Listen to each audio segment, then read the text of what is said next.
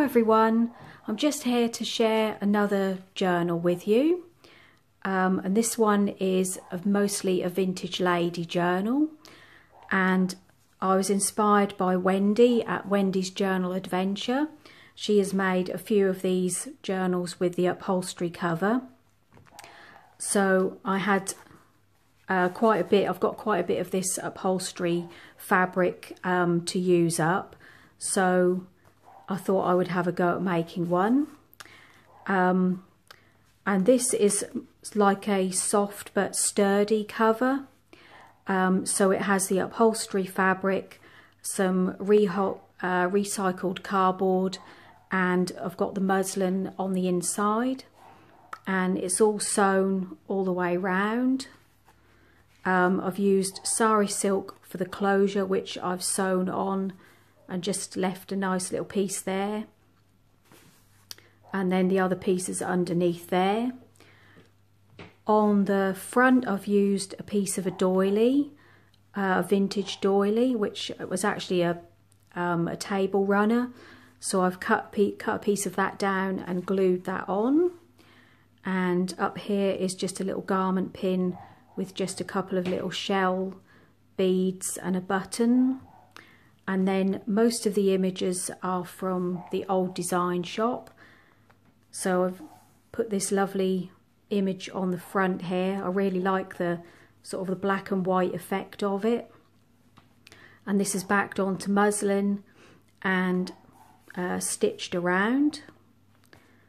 So, and the size is 7.5 by about 5 1/4 with about an inch spine, and this will be listed on my Etsy shop. So just have a look inside. So actually it hasn't got the muslin. I was thinking I'd used muslin on here, but I've actually used a sort of like a tan coloured fabric. On the inside cover I've made my own library pocket, which I've just made from some tea-dyed cardstock, and I've just put a piece of lace, and these are the little Tim Holtz ephemera pieces, and then we've just got a little tea-dyed tag. On the front here we have a sewn postcard.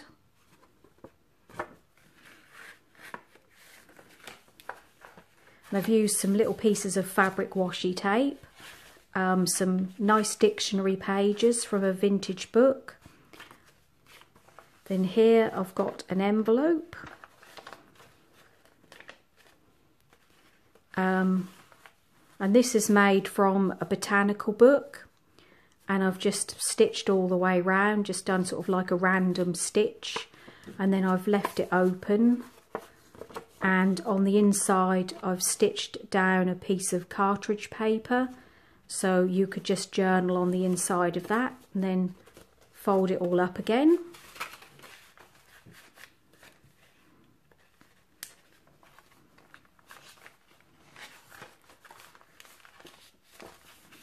And this is quite nice thick cardstock weight patterned paper. This is just a vintage book page. Lots of spaces for journaling, and some of the tea dyeing came out really well. We've got a couple of pieces here, little journal cards, and they've all been backed onto tea dyed paper.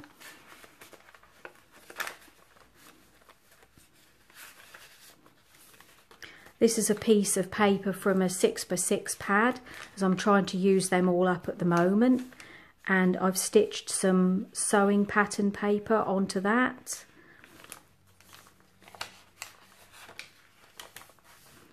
And here I've made some altered flash cards, and I'm hoping to do a tutorial on that this week. I've got a pack of these that I've had hanging around forever, and I've just didn't know what to do with them, so I thought I would make them into just little tags. And again, this is using up my 6x6 paper pads, which I'm trying to do at the moment.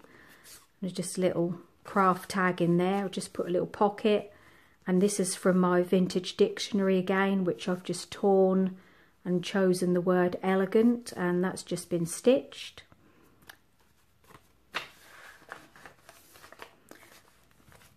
This is from I think this is from a French children's textbook, and this is a piece of ephemera that I have, which I've scanned in to the computer.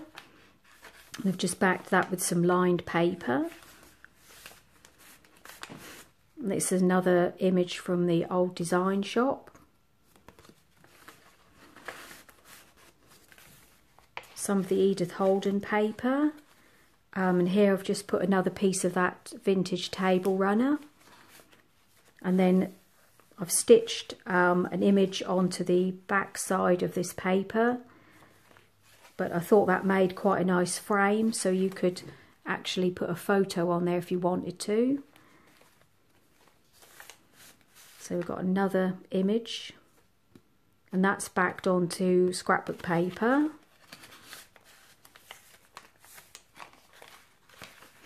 That's the other side of the French textbook. That's the other side of the paper that has the pattern paper stitched onto it. Another couple of pieces of ephemera.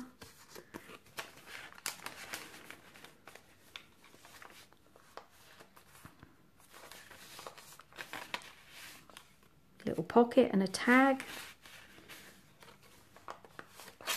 I love how the tea dyeing has come out on that paper there. I do that just by baking my paper in the oven on an old metal pan, and that seems to give it that lovely pattern.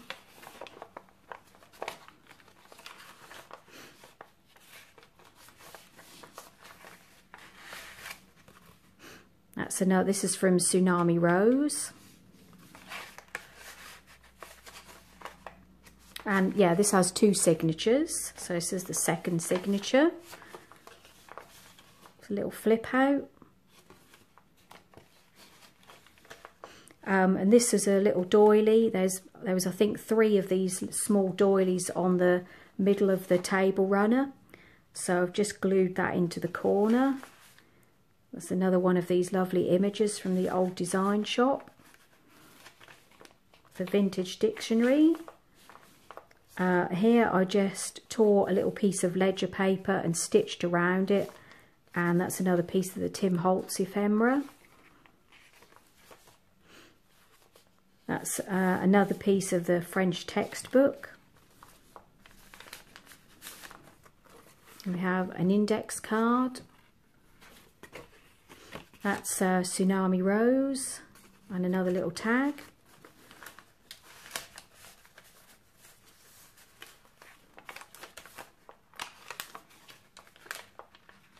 And this is where I've done some more of the paper piecing.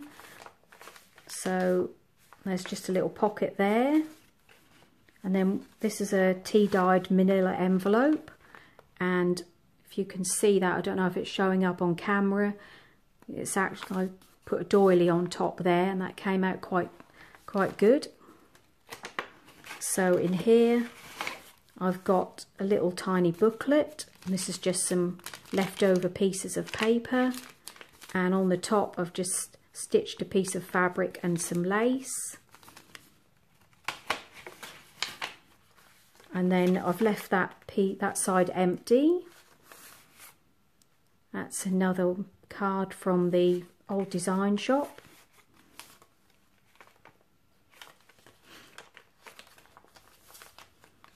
A couple of more tags. This is actually tea-dyed matte photo paper, which I found comes out really dark, and that's Tsunami Rose.